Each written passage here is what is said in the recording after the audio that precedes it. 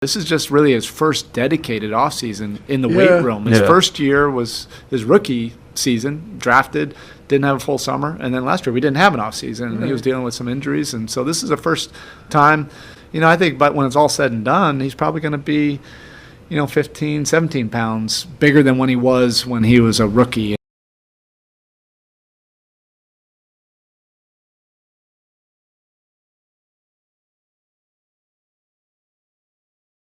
What's up, guys? Derek, moreplaysmartdates.com. Today we're going to be talking about Tyler Herro. He is in the social media webs for his crazy transformation. Obviously being a fucking phenom athlete, but also his transformation has drawn a lot of eyes. Then and now, Tyler Herro flex emoji by Ball is Life. I remember when Ball was life too. Fucking good times, bro. So anyways, as you can see, a pretty significant difference. It looks like he went from a child to a fucking man in a matter of a year. So it begs the question, is this guy fucking saucing it up or what? So there is a pretty big response from it. And as you see, here is a close-up of the before. Here's the after. Definitely packed on some fucking tissue, bro. Let's see, then and now. The fuck? It's like a garbage bag and a trash can with now a very disorganized, massive trash can. The fuck? That's the fucking top response? That seems really weird. Anyways, maybe I don't follow this, NBA enough to understand why the fuck somebody would say that. But anyways, let's see what else the comments fucking have in here. Like, Jesus. Is that LeBron 2011, 2018 of the garbage cans? NBA in a couple minutes after seeing this. This is a doping control officer for the NBA. You have been selected for an off-season drug test. Please contact me at blank as soon as possible. If you have a question about the test, contact Krissa Chin with NBA PA. If you don't know the NBA testing parameters, I described them fairly elaborately in the LeBron James steroid cycle video. So if you want to see that, you can go check out the card in the corner above. But there is definitely a bit more leeway in the NBA than there is with some other sports that are more highly regulated, like the UFC. Drug test comment, unoriginal tweeter. They drug tested Swipe the Fox. They gotta hit bra inbox too. Crying laughing face. Tyler Herro on steroids. Didn't help his haircut though. Dad strength caught in early. As a ball player, if you're gonna randomly swole up in the offseason, just have your drug teat ready as well. You, Adam, gonna ask for it. Crying laughing face times two. It literally looks like in high school or middle school, he went to a heat camp. Crying laughing face. Yes, sir, seen my boy. No more bully ball. Drug test incoming, or coming. Hating on my boy progress? Fucking looking at you eyeballs. Bet he don't get random drug tests.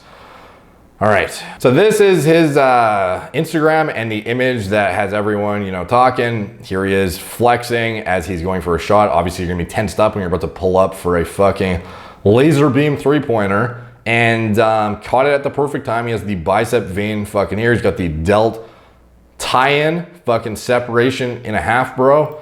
And looking awesome. Here is actually a live video of some of that in real time. Fucking inside out fade, bro. Oh, you think I'm going there? Nope. Step back. Slow-mo, bro. Boom. Money. So anyways, let's get into his progress. So this is him only in 2020 of March. And then now he looks fucking cranked, bro, of course. So is this like a Mike Bibby? Did he fucking hop on the sauce train, or what is the deal? Well, let's continue. He says he's looking to add 10 to 12 pounds this offseason. So quite a big, feat to try and pack on that much size in such a short period of time. Like 10 to 12 pounds of muscle is fucking huge, bro. That's a huge amount of tissue to task yourself with putting on when you're a full-grown adult who is otherwise engaging in a very endurance-based sport. So he says here what he's trying to do. So this is really my first off season.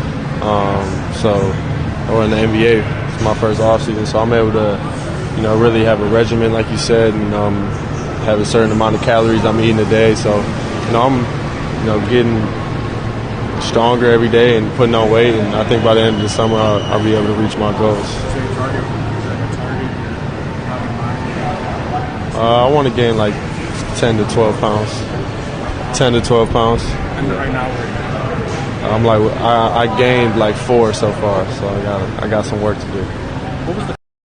He's got some work to do, he says. This was on July 21st, apparently. I really don't want to give up on him unless we get someone good. Let's just add Lowry in a big and run it back. So the most recent update is he actually has packed on the weight. Not that much later, Miami Heat addresses the hate surrounding guard Tyler Herro. The young boy wonder is believed to be one of the most promising up-and-comers in the league. Ceiling of expectations was abnormally high following his stellar rookie season. So when he didn't live up to the hype in sophomore season, he went from being praised to getting dubbed as overrated. So, he's, let's see, Heat star Bam Adebayo said of Herro, he sees a lot of doubt and a lot of hate, and he wants to prove people wrong. He's going into the season with a bigger chip on his shoulder, and Erik Spoelstra apparently wanted him to pack on some fucking size, and he did indeed apparently gain 10 pounds of muscle during the offseason. Herro made it a goal this summer, within a fucking few months, to gain 10 pounds of muscle before 2021-2022 NBA season started. During the offseason, Herro started working with trainer Drew Hanlon, and he's already looking more jacked. He's committed to that process, Spoelstra said on Monday. It's notable he added 10 plus pounds of muscle.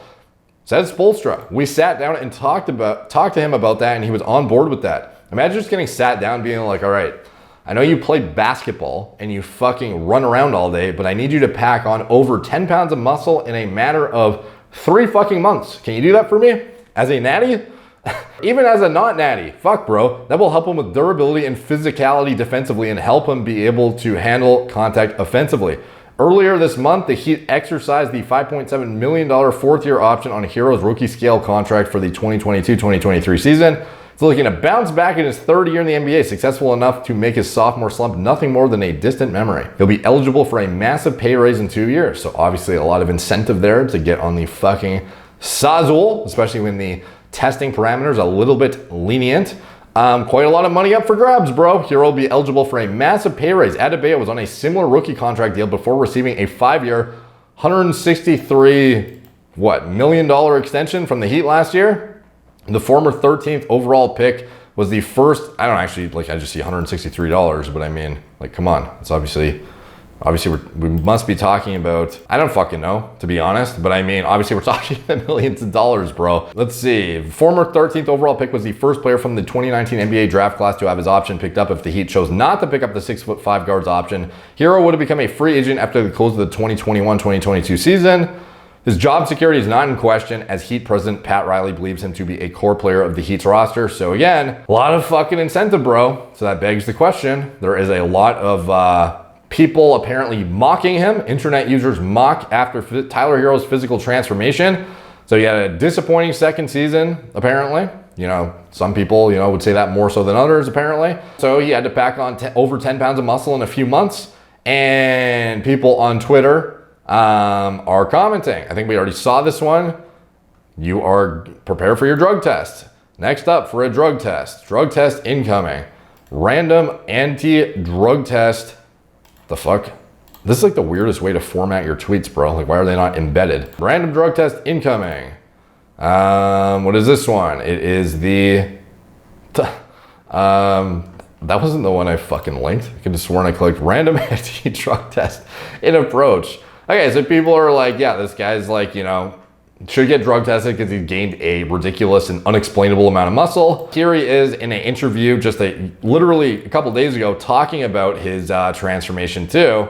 Talks about adding muscle in the offseason. Well, for me, power through. It's only a few months, and then it's easy street. I mean, until then she'll become a little bit more older, and then she'll know how to manipulate daddy, and then they'll play on those things. Right. But room, a lot.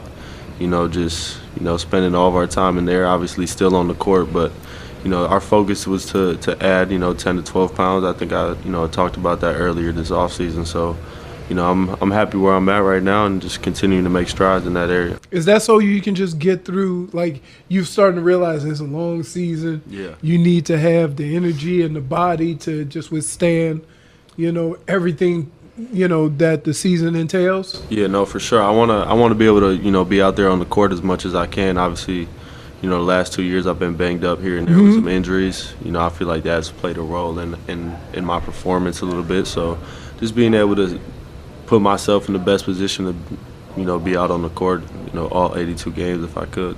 And this is your first offseason, really. Yeah. Like, you played 2 basketball seasons in what, a year? Yeah, it's crazy. The bubble was exactly a year. I know, that was wild. Right. 37 points was like last week. That's pretty nutty, man. When you You've when you've had seen that 2 they squeezed seasons. another season into it. Yeah. It feels like almost 2-3 years ago. Right.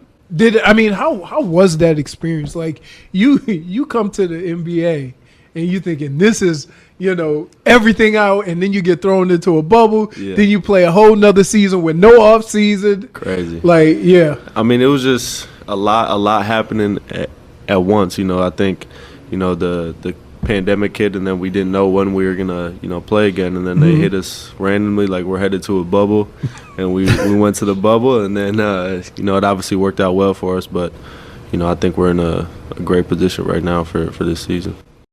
All right, so he successfully added the 10 to 12 pounds, and people are Spoelstra's fucking happy. This guy is looking forward to seeing how it translates on the court. Stop getting pushed around so much because you're such like a rail compared to some of the other more jack guys on the court. Obviously understandable why this is a reasonable approach to be taking given his lackluster performance. However, is it fucking sauced? We'll finally get the answer. Personally, I don't think, I think this is representative of a guy who's basically never done anything significant for hypertrophy. He hasn't really focused on anything outside of his basketball game. Could be wrong on that, but I mean, to me, this is indicative of, you see him sitting here. Does it look anything close to his Instagram shot that everyone's getting all hyped up? You see the fucking bicep vein, the amount of, lean muscle contracting here. Does this look as impressive as him just sitting here? This was to add. No, it doesn't look like he's gained 10 to 12 pounds of muscle. It looks like he's gained 10 to 12 pounds of lean weight, which is fine, because ultimately it seems like what we've realized over the past however many years is celebrities and big stars don't know what the fuck contractile tissue looks like. At the end of the day, they think that if their body fat percentage looks somewhat similar, or they have not turned into a fucking water buffalo, that all the weight they packed on was muscle, when in fact it is a combination of some fat, some water, some actual contractile tissue, but it is not entirely muscle. So did he gain 10 to 12 pounds of muscle? No, he gained 10 to 12 pounds of relatively lean mass is what I would speculate. And I think this is achievable with newbie gains. I think this is something that he probably finally is taking seriously, and I think he probably got in the gym and has been eating enough finally and is actually packing on some newbie gains. Is the window open to fuck around with PEDs though in the NBA? Should you have the right guidance? Should you have the right pharmacology? Should you have the right person in your camp advising? Yeah, I believe so. I definitely think there's a lot of leeway, and there's some interesting loopholes in the NBA when it comes to testosterone replacement therapy, from what I understand as well. So there is, again, when you look at the HGH isoform differential immunoassay testing and the random tests throughout the NBA, are they that scrutinous? Are they that frequent? Are they that randomized? Is there a huge amount of leeway given the, even the time frames from when you get a test announced to when you're actually getting your urine taken? Ultimately, I think the NBA is highly overlooked as a sport that does have drug use in it. And it's seen as one of the cleanest ones, when in reality, I do not think that's the case. Do I think Tyler Herro is doing something specifically? I imagine he's probably deploying certain things that are gonna help his performance, ergogenic aids. I don't necessarily think he's taking anabolic steroids though. Although I could be wrong, but I speculate this is natty gains or newbie gains, I should say. Let me know what you guys think in the comments down below. What do you think of his physical transformation? Do you think it was all muscle? What do you think he did? Is he natty or not? All the comments help the algorithm. They're much appreciated. And let me know your predictions for the coming season. Are you guys fans of Tyler Herro? What do you think about him overall? And what do you think about his first 2 seasons and his promise? Do you think he's going to be a force when he's added a bit of weight this time around? Or what do you think is going to happen in his next upcoming season? All the comments help the algorithm. They're much appreciated. Like, subscribe, check out my blog, moreplates.com, follow me on Instagram, at moreplates, Facebook, Snapchat, Twitter, TikTok, Apple Podcasts. If you want to support the channel, you can check out anything I'm associated with in the video description below. My TRT clinic, all telemedicine from the comfort of your own home. Get high quality medical oversight from doctors who actually understand what kind of biomarkers and diagnostics you should be getting, and how to interpret them and create an individualized protocol just for you based on your own individual needs, imbalances, or deficiencies, regardless if it involves pharmacology or not. We don't just help guys who are on TRT or, fucking sauce to the tits bodybuilders. We also help naturals who are trying to optimize their quality of life and performance. And we're turnkey. We do it all, and we look into deeper insights into things such as genetics, such as autoimmune, such as a myriad of other factors that often go overlooked by other clinics who frankly just want to put you on a cookie cutter script of TRT, HCG, and astrazole and kick you out the door to make their markup on medications. We do not really give a fuck if you get on meds or not, because we make the majority of our money on the consultation services and the education / information that we give to our patients. So if you want a high quality doctor, highly recommend you check it out. Fucking critical that you get somebody in your camp who's looking out for your well-being, longevity, quality of life, etc. And I wish something like this was around years ago when I used to crawl on my fucking hands and knees to a local doctor just to get a basic fucking cholesterol check. Preventative health is the name of the game, and I am proud to bring these kind of services to you guys. As well, Gorilla Mind, nootropic formulas, Gorilla Mode, pre-workout formulas, designed myself from scratch. My recommended diet model for gaining muscle and sports performance. If you are a basketball player looking to pack on size, whilst being mindful of micronutrient intake and sports performance, electrolyte balance, etc. This is the fucking diet model for you, as well as anybody else, frankly, who is looking to gain optimum amounts of functional fucking tissue. This is the diet. It is linked in the video description below, and it's idiot proof. Has examples of breakdowns of different calorie allotments too. It doesn't just explain why you're eating the foods you are. It also has breakdowns of example diets, so you can plug and play and get going right away. And anything else I'm associated with, it is all in the video description below. Thank you guys for watching. Talk to you soon.